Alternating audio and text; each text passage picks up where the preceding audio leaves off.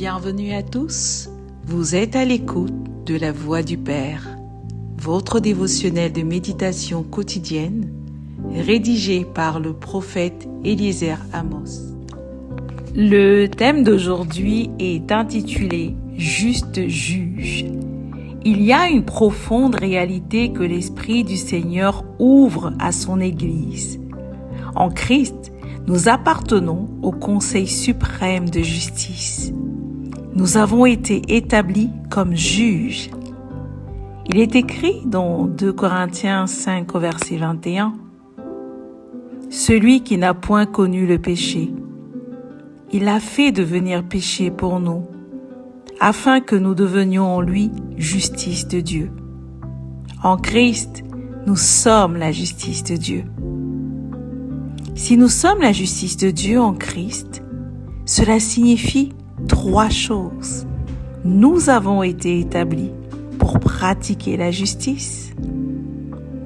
Nous sommes les révélateurs de la justice de Dieu et nous sommes les établisseurs des jugements de Dieu. Ces 3 réalités sont la réalité de tous les enfants de Dieu. Sur la terre, il n'y a pas une plus grande cour de justice que l'Église. Nous sommes des juges et nos jugements sont irréprochables.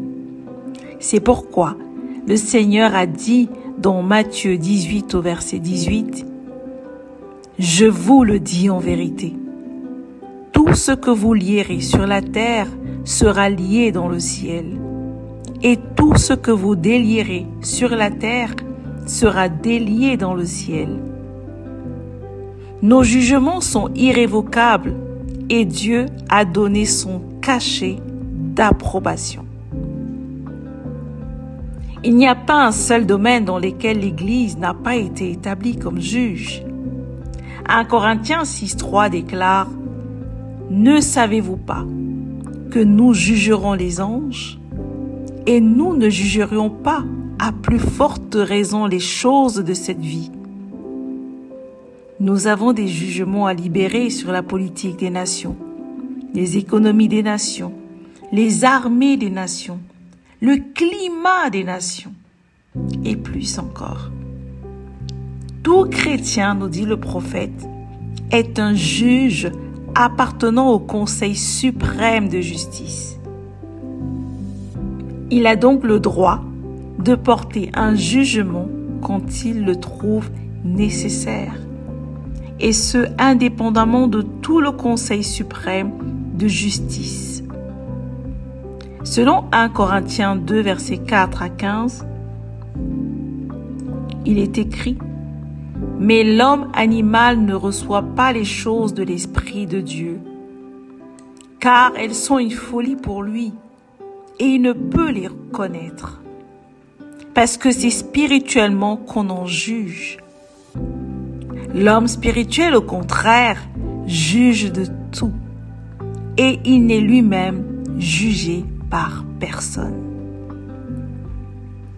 Vous avez donc le droit légal d'apporter un jugement sur toute situation que vous trouvez qui mérite un jugement. Non seulement parce que vous avez la sagesse suffisante pour le faire à travers l'Esprit de Dieu, mais vous avez aussi le pouvoir suffisant pour l'imposer, non pas par des armes physiques, mais spirituelles. 2 Corinthiens 10, 4 à 5 nous dit « Car les armes avec lesquelles nous combattons ne sont pas charnelles, mais elles sont puissantes par la vertu de Dieu, pour renverser les forteresses.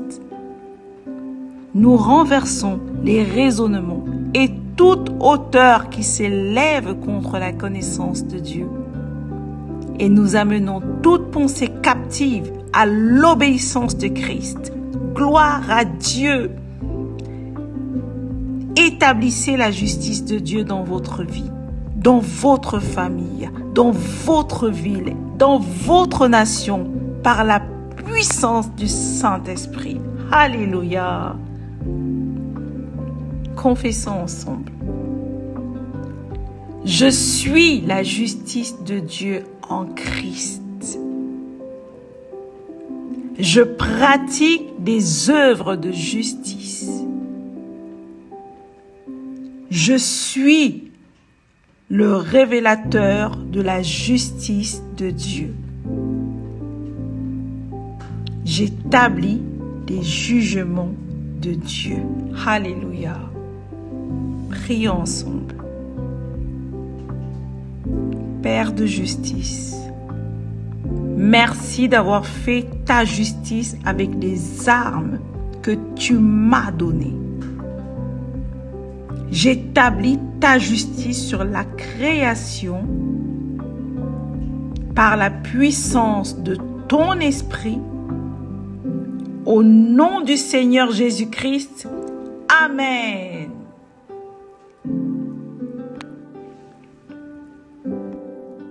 Merci d'avoir médité avec la Voix du Père. Partagez-nous vos témoignages, vos questions et vos sujets de prière. Devenez partenaire de notre ministère et contribuez à diffuser la parole de Dieu jusqu'aux extrémités de la terre. Pour nous contacter, trône du Saint-Esprit @gmail.com ou au 221 78 123 54 68. Que Dieu vous bénisse abondamment. Shalom.